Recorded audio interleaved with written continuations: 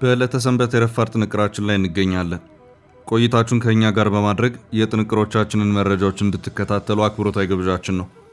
መረጃዎቻችን ለሌሎች እንዲደርስ ላይክ እና ሼር በማድረግ እንድትከታተሉን እያልን ወደ ዕለቱ ዝርዝር መረጃዎቻችን ከማለፋችን በፊት በቅድሚያ ዋና ዋናዎቹን እንጠቁማችሁ። ህወሓት አዲስ አበባ አልሄድንም ብለዋል።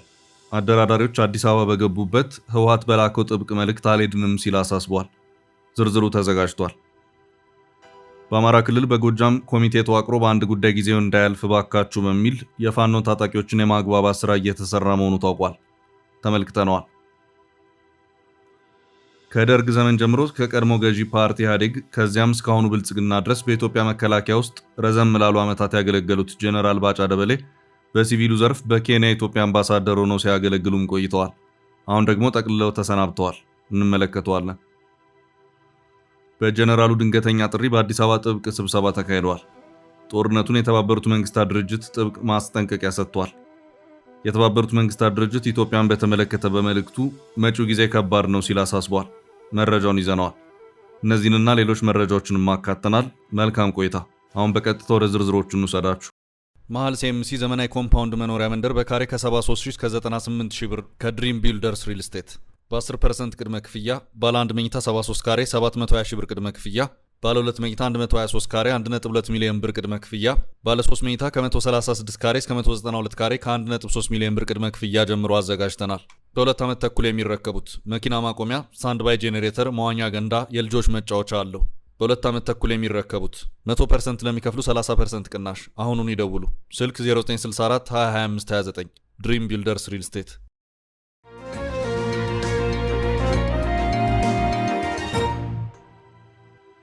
አዲስ አበባ አልሄድንም። ህወሓት አዲስ አበባ አልሄድንም ብለዋል። አደራዳሪዎች አዲስ አበባ በገቡበት ህወሓት በላከው መልእክት አልሄድንም ሲል አሳስቧል። ህወሓት ዓለም አቀፍ አደራዳሪዎች አዲስ አበባ በገቡበት መዲናዋ ለምንም አይነት የድርድር ሂደት እንዳልሄዱ የሚገልጽ ጥብቅ መልእክት አስተላልፏል። የቀድሞው የናይጄሪያ ፕሬዝዳንትና የአፍሪካ ህብረት የአፍሪካ ቀንድ ልዩ መልእክተኛው ሉሴጉን ኦባሳንጆ እንዲሁም የቀድሞ የኬንያ ፕሬዝዳንት ኡሁሩ ኬንያታ ለሀገራዊ ምክክር ጉባኤ ማጠቃለያ ስነ ስርዓት አዲስ አበባ መግባታቸውን ተከትሎ ጉዳዩ ከሰሜን ኢትዮጵያው ዳግም ድርድር ጋር በስፋት እየተያዘ ሲያነጋግር ቆይቷል። በትግራይ ክልል ጊዜያዊ አስተዳደሩን በማፍረስ ስልጣን የያዘው ክልላዊ መንግስት ምክትል ፕሬዝዳንትና የፍትህ ቢሮ ኃላፊ አቶ አማኑኤል አሰፋ የአሸንዳን በዓል አስመልክቶ ባስተላለፉት መልእክት እኛ ያለነው ትግራይ ውስጥ ነው፣ ወደ አዲስ አበባ አልሄድንምና ባሉባልታ አትደናገሩ ሲሉ በይፋ የማህበራዊ ትስስር ገጻቸው ላይ በጽኑ አሳስበዋል። ይህ አሁን የተሰማው የህወሓት ማስተባበያ ፓርቲው ከቀናት በፊት በተመሳሳይ መልኩ በኬንያ በኩል ምንም አይነት የሰላም ድርድር እየተካሄደ እንዳልሆነና ወደ ናይሮቢም እንዳልተጓዘ ይፋዊ መግለጫ መስጠቱን ተከትሎ የመጣ ሁለተኛው ተከታታይ ማስተባበያ ነው። የሰሜን ኢትዮጵያው ደም አፋሳሽ ጦርነት በዘላቂነት ለመቋጨት በደቡብ አፍሪካ ፕሪቶሪያ የተፈረመውን የሰላም ስምምነት በዋናነት የመሩትና የታሪካዊው ድርድር አካል የሆኑት የእነዚሁ የኦሉሴጉን ኦባሳንጆና የኡሁሩ ኬንያታ ቡድን በአዲስ አበባ መገኘት በህዝቡና በፖለቲካ ተንታኞች ዘንድ አዲስ የሰላም ተስፋና የንግግር ድባብ ፈጥሮ ሰፊ መነጋገሪያ ሆኖ ሰንብቷል። ይሁን እንጂ የህወሓት ከፍተኛ አመራሮች ይህንን ጉዞና የድርድር ወሬ ሙሉ በሙሉ በማጣጣል በአሁኑ ወቅት ከፌዴራል መንግስቱ ጋር አዲስ የፊት ለፊት ንግግር ለመጀመር ወደ መዲናዋ አለመጓዛቸውንና በትግራይ ሆነው ክልላዊ ስራዎቻቸውን እያከናወኑ መሆናቸውን በድጋሚ አስምረውበታል። በአሁኑ ወቅት በሰሜኑ የሀገሪቱ ክፍል በተለይም በራያና አካባቢው ዳግም ያገረሸውን የጸጥታ ችግር፣ ወታደራዊ ውጥረቶችና ፍጥጫዎችን ተከትሎ የሰላም ስምምነቱ አተገባበር አደጋ ላይ መውደቁን በርካቶች እየገለጹ ይገኛሉ። ዓለም አቀፍ አደራዳሪዎቹ ለሀገራዊ ምክክር ኮሚሽኑ ጉባኤ መዝጊያ ይፋዊ ስነ ስርዓት ወደ አዲስ አበባ መምጣታቸው ከዳግም ድርድርና ከሰሜኑ ሰላም ጋር በስፋት መያያዙ በተጨባጭ ቢታወቅም የህወሓት አልሄድም ባይነት ግን በቀጣዩ ሰላም ሂደት ላይ አዲስ ጥያቄ ፈጥሯል። በአጠቃላይ በአደራዳሪዎቹ መምጣት የተፈጠረው የፖለቲካ ድባብና በህወሓት በኩል የተሰማው ይህ አዲስ ጥብቅ መልእክት ልዩ ትኩረት ስበዋል።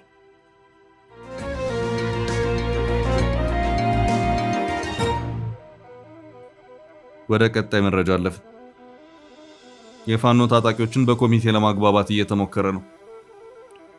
ዛሬም ድረስ በቀጠለ ግጭት ውስጥ ያለው አማራ ክልል ግጭቱ ከፍተኛ ተጽዕኖ ካደረሰባቸው ዘርፎች መካከል አንዱ የትምህርቱ ዘርፍ ሲሆን በክልሉ በነበረው የጸጥታ ችግር ምክንያት በ2018 የትምህርት ዘመን ከ3 ሚሊዮን በላይ ተማሪዎች ወደ ትምህርት ቤት ሳይመጡ መቅረታቸውን የክልሉ ትምህርት ቢሮ የገለጸ መሆኑን የዶቼ ቬሌ ዘገባ አመላክቷል። ያም ሆኖ ቢሮው ለመጪው የ2019 የትምህርት ዘመን 7.6 ሚሊዮን ተማሪዎችን ለማስተማር አቅዶ እየሰራ እንደሚገኝ ዘገባው አመላክቷል።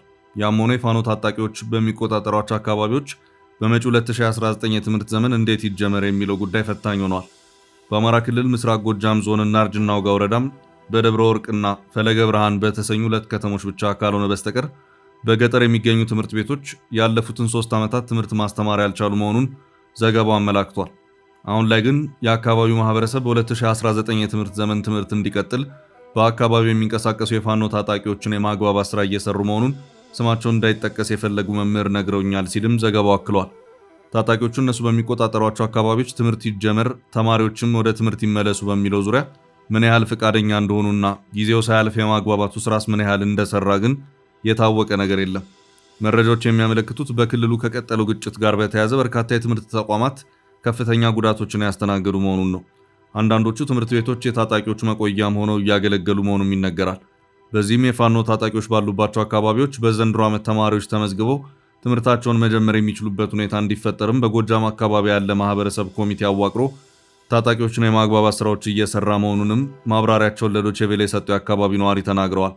ችግሩ በጎጃም አካባቢ ጎልቶ የታይ እንጂ በሌሎች የአማራ ክልል አካባቢዎችም የቀጠለ ችግር ሆኗል።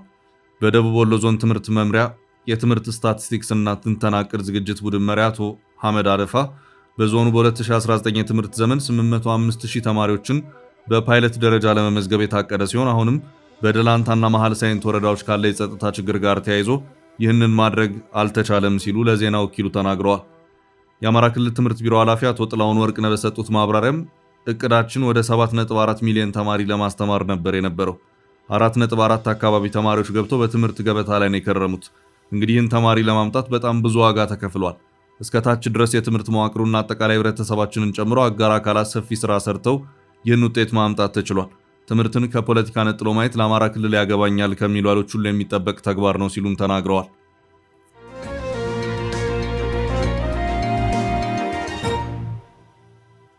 ወደ ቀጣይ መረጃ አለፍን። ባጫ ደበሌ ተሰናበቱ። በኬንያ የኢትዮጵያ ባለሙሉ ስልጣን አምባሳደር ሆነው ሲያገለግሉ የነበሩት ጀነራል ባጫ ደበሌ ተሰናበቱ። አምባሳደር ባጫ ደበሌ በኬንያ የኢትዮጵያ አምባሳደር በመሆን የሹመት ደብዳቤያቸውን በጊዜው የኬንያ ፕሬዝዳንት ለነበሩት ኡሁሩ ኬንያታ በማቅረብ ስራቸውን የጀመሩት በ2014 ሐምሌ ወር ላይ ነበር። ከ4 ዓመታት በኋላ በዚያ ያለውን ስራቸውን ማጠናቀቃቸው ሽኝትም የተደረገላቸው መሆኑን በኬንያ የኢትዮጵያ ኤምባሲ አስታውቋል። አምባሳደር ባጫ ደበሌ በኬንያ ቆይታቸው በአገሪቱ የኢትዮጵያ አምባሳደር ሆነው ከማገልገላቸውን በተጨማሪ በተባበሩት መንግስታት ድርጅት የናይሮቢ ቢሮ ዩኤንኦኤን፣ በተባበሩት መንግስታት ድርጅት የአካባቢ ጥበቃ ፕሮግራም ዩኤንኢፒ እንዲሁም በዩኤን ሃቢታት የኢትዮጵያ ቋሚ መልእክተኛ በመሆን ሲያገለግሉ ቆይተዋልም ተብሏል። በዚህም የቆይታ ጊዜያቸውን ማጠናቀቃቸውን ተከትሎም ነሐሴ 16 ቀን 2018 ዓ.ም በናይሮቢ የፌዴራል ኤምባሲ ቅጥር ግቢ የሽኝት ፕሮግራም የተደረገላቸው መሆኑን ታውቋል። ጀነራል ባጫ ደበሌ በኬንያ የኢትዮጵያ አምባሳደር ሆነው ከመሾማቸው ቀደም ብሎ በመከላከያ ውስጥ በተለያዩ ዘርፎች የሚያገለግሉ ሆነው ይታያሉ። የውትድርና ታሪካቸው ከደርግ ዘመን ጀምሮ የሚመዘዘው ጀነራል ባጫ በኢትዮ ኤርትራ የ1990ዎቹ የድንበር ጦርነትን ከመሩት የጦር አመራሮች መካከልም አንዱ ነበሩ። ባጫ ደበሌ በዘመነ ኢህአዴግ ከመከላከያ በጡረታ ከተገለሉ በኋላ ጠቅላይ ሚኒስትር አብይ አህመድ ወደ ስልጣን መምጣታቸውን ተከትሎ በተደረገላቸው ጥሪ ዳግም ወደ ሰራዊት የተመለሱ ናቸው። ከዚያም በትግራይ 2 ዓመታት ጦርነት ወቅትም ጦርነቱን ከመሩት ወታደራዊ አመራሮች መካከልም አንዱ ሆነዋል። በኢትዮጵያ የኬንያ አምባሳደር ሆነው ያገለገሉትም ከዚያ በኋላ ነው። በቅርቡም ከቢቢሲ ጋር አንድ ብዙዎችን ያነጋገረ ቃለ ምልልስ ያደረጉ መሆኑ አይዘነጋም። በዚሁ ቃለ ምልልሳቸው በጦርነት ዝግጅት ላይ ነው የተባለውን ህወሓትንና ለህወሓትም ድጋፍ ይሰጣል የተባለውን የኤርትራ መንግስት አጥብቀው ሲተቹም ታይተዋል። ከአምባሳደር የአገልግሎት ስንብታቸው በኋላ ቀጣይ የጀነራል ባጫ ደበሌ ማረፊያ የት ሊሆን ይችላል የሚለው ጉዳይ በቀጣይ የሚታይ ይሆናል።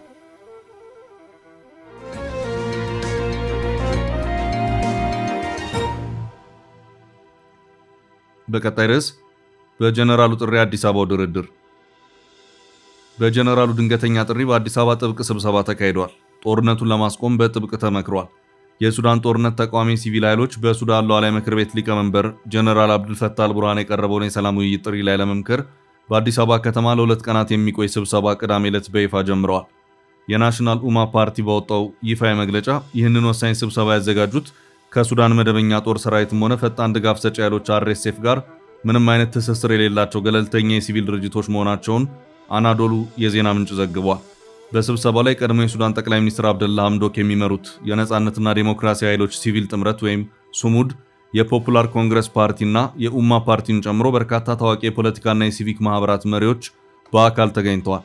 ይህ የምክክር መድረክ በሱዳን አጠቃላይ ሰላምን ለማስፈንና አገሪቱን ከገባችበት ቀውስ ለማውጣት የሚያስችሉ የጋራ ብሔራዊ ራዕዮችንና ወቅታዊ የፖለቲካ ለውጦችን በጥልቀት ለመዳሰስ ያለመ መሆኑ ተገልጿል። በአዲስ አበባው ስብሰባ ላይ በዋናነት ውይይት የሚደረግባቸው አጀንዳዎች የውጭ አደራዳሪዎችና የዓለም አቀፍ ማህበረሰብ በሀገሪቱ ሰላም ላይ ያላቸውን ሚና እንዲሁም የጀነራል አልቡርሃንን የውይይት ጥሪ ተፈጻሚነት የሚመለከቱ በርካታ ነጥቦችን ያካተቱ ናቸው። የሱዳን የውጭ ጉዳይ ሚኒስትር ሞሄዲን ሳሌም ባለፈው ረቡዕ በሰጡት መግለጫ ሀገራቸው በቅርቡ አጠቃላይ ፖለቲካዊ ውይይት እንደምትጀምርና ሂደቱን ወደ ስራ ለማስገባት በተለያዩ ደረጃዎች ሰፊ ግንኙነቶች እየተደረጉ መሆኑን ጠቁመዋል። ጀነራል አልቡርሃን በበኩላቸው ባለፈው ነሐሴ 14 ቀን ባስተላለፉት መልእክት ሱዳናውያን በሀገሪቱ ውስጥ ሰላምን ለመመለስና ሁለንተናዊ ሱዳን የውስጥ ውይይትን ለማመቻቸት የሚያስችል ገለልተኛ ብሔራዊ ሰላም መዋቅር ማቅረባቸውንና መድረኩ ለዚህ ትልቅ መነሻ መሆኑን አመልክተዋል። በመደበኛው የሱዳን ጦር ሰራዊትና በጀነራል መሐመድ ሐምዳን ዳጋሎ ፈጣን ድጋፍ ሰጪ ኃይሎች RSF መካከል የሚሊሻ ኃይሉን ወደ መደበኛ ጦር ለማዋሃድ በነበረው እቅድ አለመግባባት ተፈጥሮ እንደ አውሮፓውያን አቆጣጠር ከሚያዝያ 2023 ጀምሮ የተቀሰቀሰው ይህ አስከፊ ጦርነት በአሁኑ ወቅት ሀገሪቱን ሙሉ በሙሉ አውድሟታል። በተባበሩት መንግስታት ድርጅት UN ግምት መሰረት በዚህ ደም አፋሳሽ ግጭት ምክንያት እስካሁን በ10 ሺዎች የሚቆጠሩ ንጹሃን ዜጎች ሕይወታቸውን ያጡ ሲሆን ወደ 13 ሚሊዮን የሚጠጉ ሱዳናውያን ደግሞ ከቀያቸው ተፈናቅለው ለከፋ ስደትና ረሃብ ተዳርገዋል። በአጠቃላይ በኢትዮጵያ አስተናጋጅነት በአዲስ አበባ የተጀመረው ይህ የሱዳን ሰላም ኃይሎች ጥረትና የጀነራል ቡርሃን አዲስ የውይይት ጥሪ በአፍሪካ ቀንድና በሱዳን የወደፊት የፖለቲካ ዕጣ ፈንታ ላይ አዲስና ተስፋ ሰጪ የዲፕሎማሲ ምዕራፍ መክፈቱ በሚድል ኢስት ሞኒተር ዘገባ ላይ ተብራርቷል።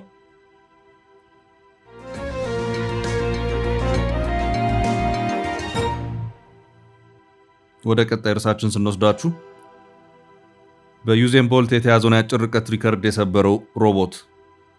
ከሰሞኑ በቤጂንግ በተደረገ የሮቦቶች የ100 ሜትር የሩጫ ውድድር በጀማይካዊ ፈጣኑ ሯጭ ዩዜን ቦልት የተያዘው ሪከርድ መሰበሩ ግርምት አጭሯል። ዩዜን ቦልት 100 ሜትር በ9.58 ሰከንድ በመግባት እንደ አውሮፓ አቆጣጠር በ2009 ሪከርድ የሰበረ ሲሆን ከዛ መልስ ሪከርዱ እንደተጠበቀ ነው። ሰው መሰል ቅርጽ ያለው ሮቦት ታዲያ በ9.39 ሰከንድ 100 ሜትሩን በመጨረስ የቦልትን ሪከርድ መስበሩን የተነገረው በትላንትናው ዕለት በቻይና የሮቦቶች ውድድር ላይ ነው የሪከርድ መሰበሩ የተገለጸው። ቤጂንግ ላይ እየተካሄደ ያለው የሮቦቶች ኦሎምፒክ ናሽናል ስፒድ ስኬቲንግ ኦቫል ወይም በአጭር ዘ አይስ ሪበን የሚል መጠሪያ ያለው ሲሆን በዓለም የስፖርቱን ወዳጆችና ተንታኞች ቀልብ የሳበ ሆኗል።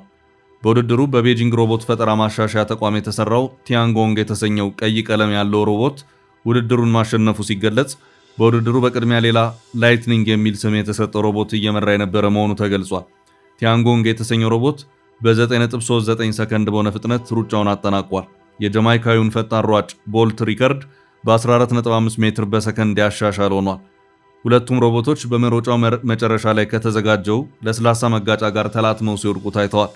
ሪከርድ ሰባሪውና ሌሎች ሮቦቶች በውድድሩ መጨረሻ በግጭቱ ፕሮግራማቸው መጥፋት ወይም ሸትዳውን መሆናቸውን ተከትሎ በቃሬዛ ተይዘው ሲወጡ የሚያሳየው የውድድሩ ተንቀሳቃሽ ምስል በማህበራዊ ሚዲያ በርካቶች ተመልክተውታል። ሪከርድ ሰባሪው ሮቦት ባገኘው ድል በሰበረው ሪከርድ ልክ እንደ አትሌቶች ደስታውን ሳይገልጽ ወጥቷል ሲል አልጀዚራ ቀልድ አዘል ዘገባ አቅርቧል። የሮቦቶች ውድድር ዓለም አቀፍ ሲሆን በ5 ቀኑ የቤጂንግ የሮቦቶች ኦሎምፒክ ከ16 ሀገራት የመጡ ከ2000 በላይ ሮቦቶች እየተሳተፉ ይገኛሉ። ቻይና በሮቦት ምርትና ኢንዱስትሪው በዓለም ያላትን ቀዳሚነት እያሳየችበት ነውም ተብሏል።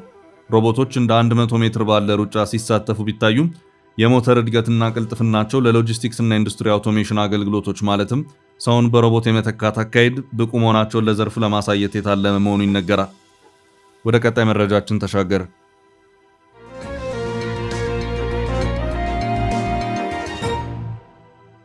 የተባበሩት መንግስታት ድርጅት ማስጠንቀቂያ። የተባበሩት መንግስታት ድርጅት ጥብቅ ማስጠንቀቂያ ሰጥቷል። የተባበሩት መንግስታት ድርጅት ኢትዮጵያን በተመለከተው መልእክቱ መጪው ጊዜ ከባድ ነው ሲል አሳስቧል። የዓለም ምግብ ፕሮግራም ዩኒሴፍ፣ የተባበሩት መንግስታት የሰብአዊ ጉዳዮች ማስተባበሪያ ጽሕፈት ቤት ኦቻ እና የፌዴሪ መንግስትን ጨምሮ በርካታ ዓለም አቀፍ ድርጅቶች በኢትዮጵያና በምስራቅ አፍሪካ ቀጠና ላይ አስከፊ ጉዳት ሊያደርስ የሚችል አዲስ የኤልኒኖ የተፈጥሮ ክስተት ሊከሰት እንደሚችል አስጠንቅቀዋል። ድርጅቶቹ ባወጡት ልዩ ሪፖርታቸው ላይ እንዳመለከቱት በዓለም አቀፍ ደረጃ እየታየ ያለው የአየር ንብረት መዛባትና የሙቀት መጨመር በአውሮፓ በሺዎች የሚቆጠሩ ሰዎችን ለሞት የዳረገ ሲሆን አሁን ደግሞ የዚህ አስከፊ የአየር ንብረት ለውጥ ሰለባ በሆነችው ምስራቅ አፍሪካ ላይ በመጪዎች ወራት ከፍተኛ የሆነ የዝናብ መቋረጥና ድርቅ ሊያስከትል ይችላል። ይህ የኤልኒኒዮ ክስተት በምስራቅ አፍሪካ በተለይም በኢትዮጵያ፣ በሱዳን፣ በደቡብ ሱዳን፣ በኤርትራ፣ በኡጋንዳና በጅቡቲ የሚገኙ በሚሊዮን የሚቆጠሩ አርብቶ አደሮችንና አርሶ አደሮችን ሕይወት ከነ እንስሳቶቻቸው ጭምር ለከፋ መፈናቀልና እንግልት ሊዳረግ እንደሚችል ሪፖርቱ በጥብቅ አስገንዝቧል። ይህ ታሪካዊ የተባለው የኤልኒኒዮ ክስተት በመጪዎቹ ወራት በሚፈጥረው ከፍተኛ ተጽዕኖ ሳቢያ የምግብ አቅርቦት በእጅጉ እንዲቀንስ፣ የህብረተሰብ የመግዛት አቅም እንዲዳከም፣ በገበያ ላይ ከፍተኛ ዋጋ ንረት እንዲከሰትና ማህበራዊ መረጋጋት እንዲጠፋ የሚያደርግ መሆኑን ሪፖርተር በዘገባው ገልጿል።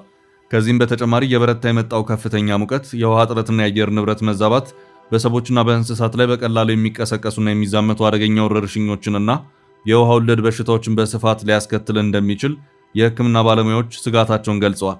ድርጅቶቹ ባወጡት በዚህ ትንበያ መሰረት መጪው የፈረንጆቹ 2027 ዓ.ም መጀመሪያ ወራት ላይ በርካታ አባወራዎችና ተጋላጭ የሆኑ የህብረተሰብ ክፍሎች በረሃብና በድርቅ ምክንያት በቤታቸው ውስጥ የሚቀረውን ጥቂት ቀለብ እንኳን ሙሉ በሙሉ ሊያጡ እንደሚችሉ ተገምቷል። በመሆኑም ይህንን እየመጣ ያለውን የተፈጥሮ አደጋ አስቀድሞ ለመከላከል በቂ ዝግጅት ለማድረግና የቅድመ ጥንቃቄ እርምጃዎችን ለመውሰድ ትክክለኛውና ወሳኙ ጊዜ አሁን መሆኑን የተባበሩት መንግስታት ድርጅት መዋቅሮች በጽኑ አሳስበዋል። ልዩ ሪፖርቱ አክሎ እንዳመለከተው መንግስታዊና መንግስታዊ ያልሆኑ የእርዳታ ድርጅቶች ከወዲሁ የተቀናጀ የህዝብ ግንኙነት ሥራ በመስራት ለተጋላጭ ማህበረሰቦች የቅድመ ማስጠንቀቂያና የጥንቃቄ መልእክቶችን በስፋት ማስተላለፍና የሎጂስቲክስ አቅርቦቶችን ማከማቸት ይኖርባቸዋል።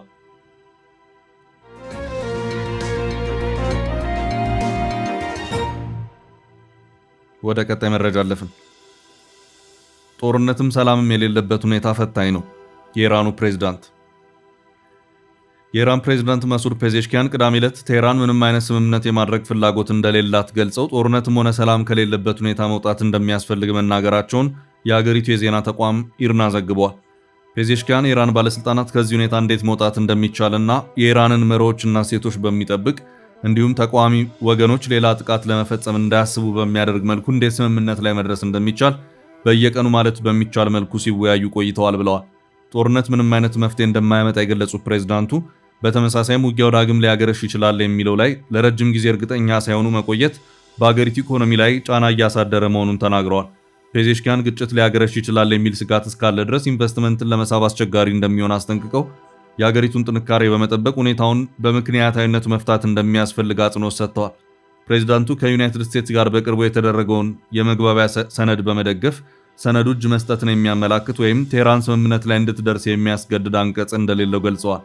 ኢራንና አሜሪካ በሰኔ ወር በፓኪስታንና ኳታር አደራዳሪነት በየካቲት ወር የተጀመረውን ጦርነት የሚያስቆምና ወደ መጨረሻው ስምምነት ላይ ለመድረስ ወደሚያስችል ድርድር ይመራል የተባለ የመግባቢያ ሰነድ ተፈራርመው ነበር። የመግባቢያ ስምምነቱ አተገባበር ላይ መግባባት ባለመደረሱ እንዲሁም በሆርሙዝ ወሽመጥ በኩል መርከቦች እንዲያልፉ ማድረግ ባለመቻሉ ንግግሮች ሳይካሄዱ ቀርተዋል። ውድ ቤተሰቦቻችን ለዛሬ ያዝንላችሁን ርዕሰ ጉዳዮች እዚህ ላይ ቋጭን። ላይክ፣ ሼር እና ኮሜንት በማድረግ ለቻናላችን ድጋፋችሁን መግለጽ እንዳትዘነጉ እያልን ከሌሎች መረጃዎች ጋር ደግመን እስክንገናኝ ቸር ያሰማን ስንል ተሰናበትን።